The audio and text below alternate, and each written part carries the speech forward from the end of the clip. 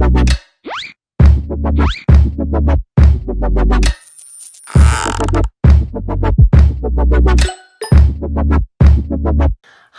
we're Drew and Sarah. Welcome back to Let's Table It, and today we're talking about something that's kind of exciting for us as a family. We are taking a vacation soon. We've got a 7-night Alaska cruise followed by a few nights in Vancouver, and if you know anything about us or our family, we cannot travel without our emotional support games. And so today we're going to talk about what we look for in some travel games and some ideas, maybe tell you what we ended up picking for us to take on this big trip with us. So, Drew, what do you look for? I think the obvious is small size. Yeah.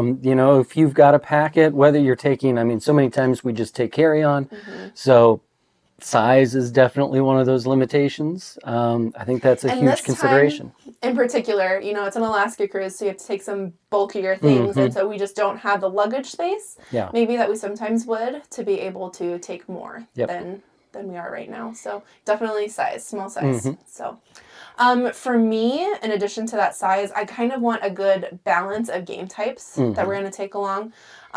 We love those party games for our family because everyone laughs and super engaging for our kids. Yeah. But Drew and I don't want to sit down and play a party game on an evening by ourselves.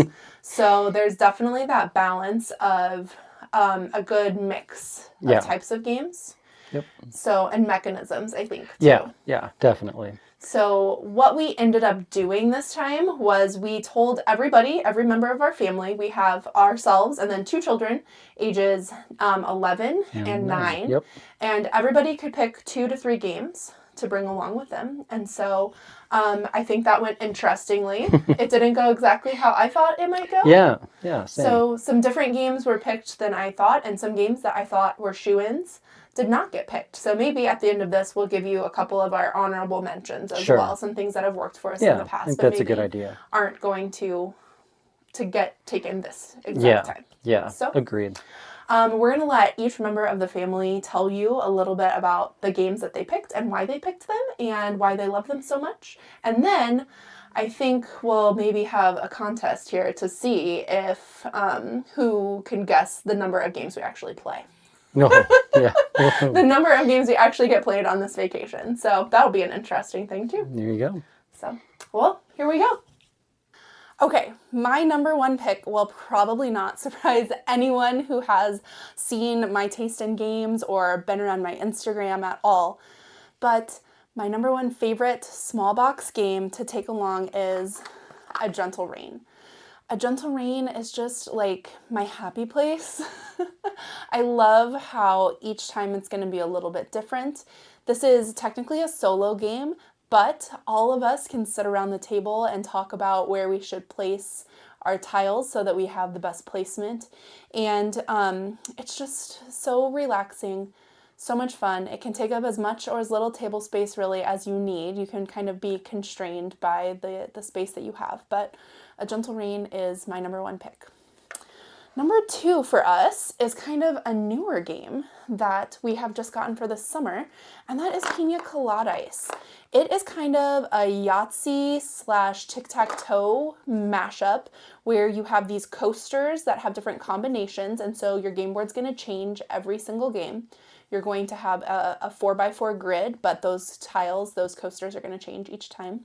And then you roll your dice up to 3 times to try to claim those tiles, and then you're going to get points off of that, points from the tiles that you've claimed around that tile, and then you automatically win if you get 4 in a row.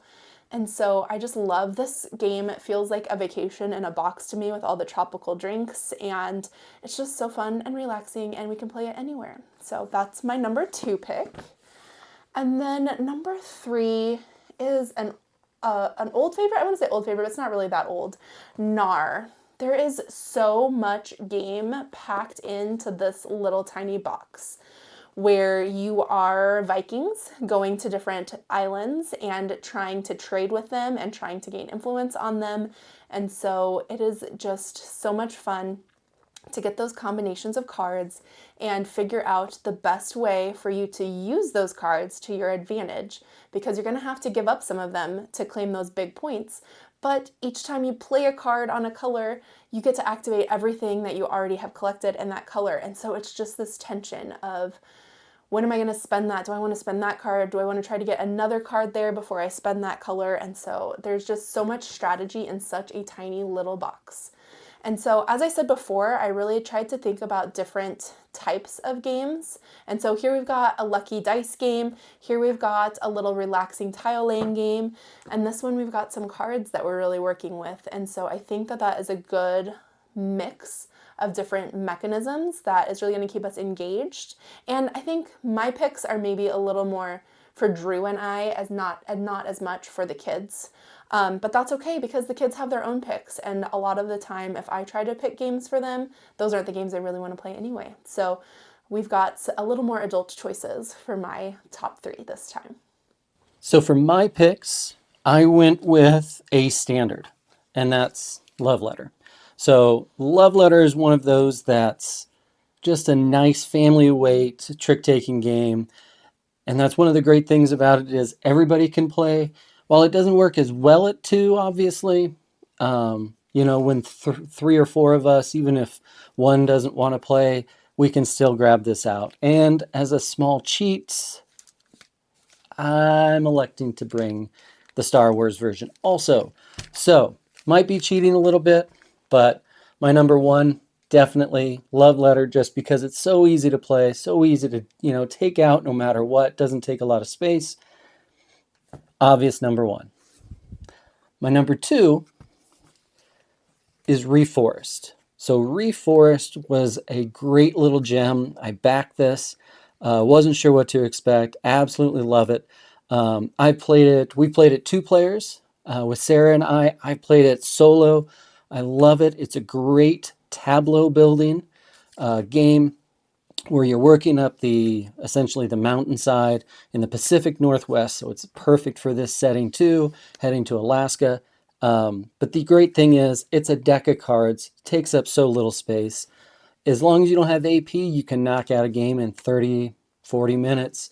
Really simple, fun little game. I recommend it for anybody. And then my last one, my number 3, is something that only I've played so far as this goes, but I think the whole family can play it. I think everybody will like it, and that's Dark Tomb.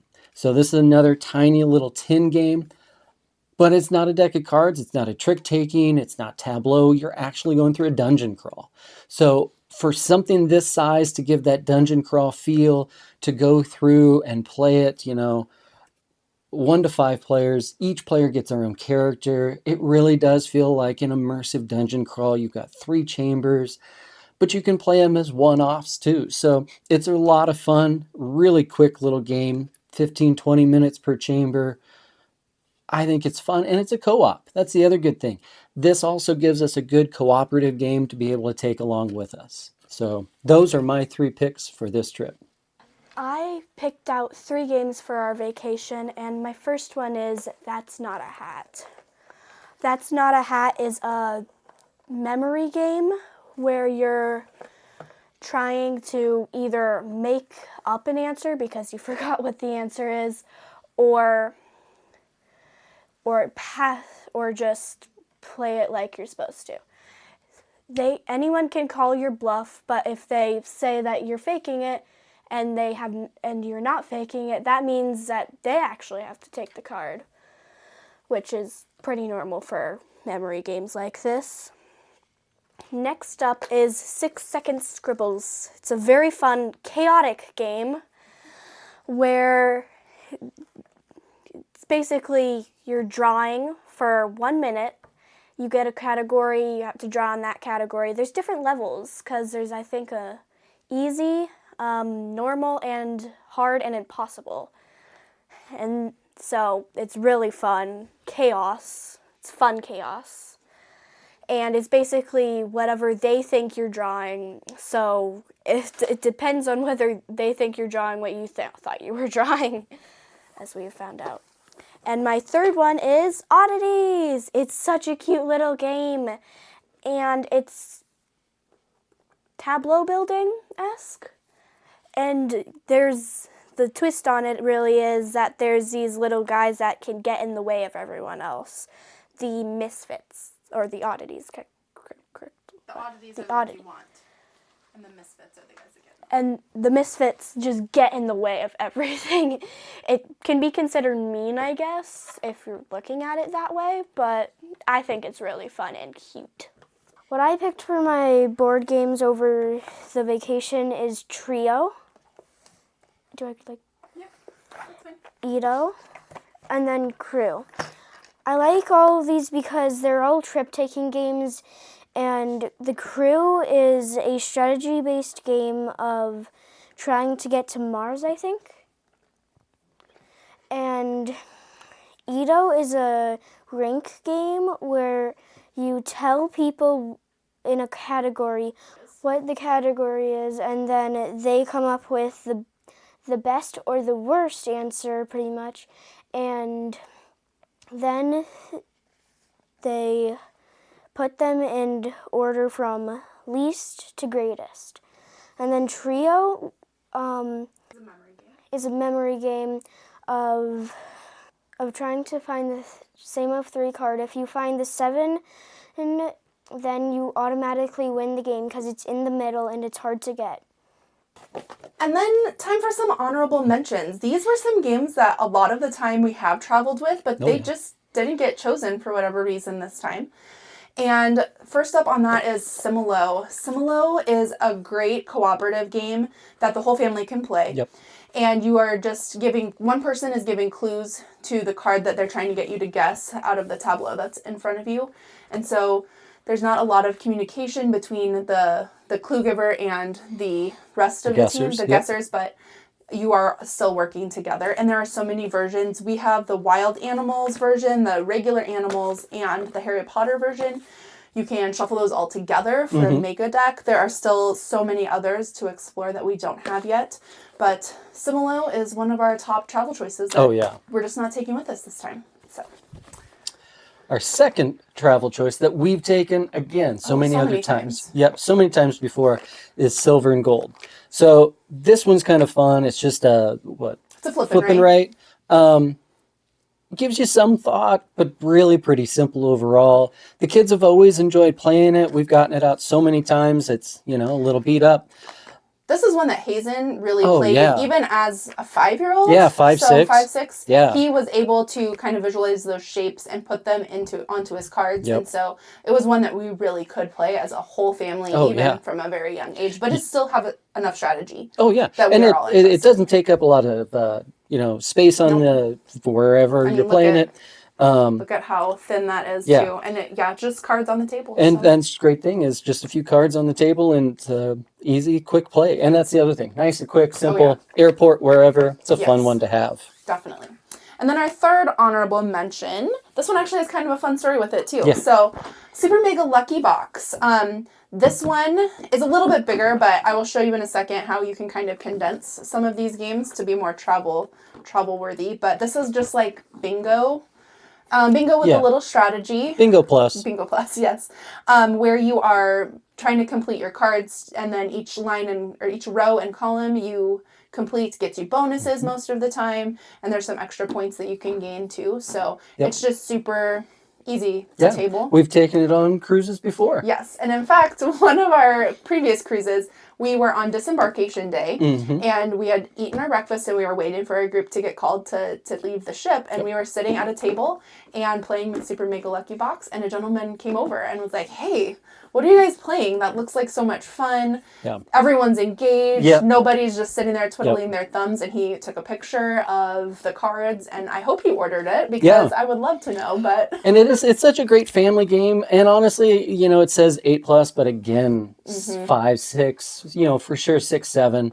Especially if you are a parent who is willing, and I assume that most would be, to help your child out and say like, "Oh, hey, you could cross this one out, and this would give you this combo." And and because that's a really fun thing, and the reason we say, bingo plus is because yes, the numbers are called, but then you get some of those combos coming. Yes, and makes sometimes it you have fun. those huge turns that are just so much fun. Yep, tons of fun. And we're going to sneak in one last honorable mention for you. And this is not a game that I would travel with everywhere, but it is one that our kids have requested because we are going on a Disney cruise. They have requested to bring along Disney Dixit. And this is a big box game. We would never be able to travel in an airport with this. But the way that we play Dixit is we don't keep score. No. We just give clues and have fun trying to trick each other or see what other people can come up with for the clues that we have. And so we will just take the cards and the dials out of this and pop them into one of these photo cases. And so this will be a lot easier to travel with, especially because we don't need the board. We're not going to keep score anyway. And so this is another, I put Similo into this. It's where it normally lives. It is where it normally lives anymore. I will put anything that has like wasted space, any card games that have wasted space, I'll put into this as well. And it just works really well to condense that space. And you can even put, if you have some smaller decks of cards, you could probably put 2 or 3 games in one of these just to condense your space. So you'll have to let us know in the comments. First of all, did we miss any of your favorite travel games? Please let us know. We're always looking for some great recommendations. And we're big travelers too. We enjoy it. So the more we can find of some of these tinier games, we'd love it. Yes, absolutely. And then you'll have to let us know your guess of all of the games that we shared with you today. We are taking 3 per person, so that's 12 games. Yep. Actually 13 if we count Disney Dixit. True. So how many games will we actually get played on our vacation? So please let us know your guesses in the comments. We hope you've enjoyed this video. This has kind of been a fun one for us to make. Yeah, definitely. Combining a couple of our passions. And we hope you'll tune in again.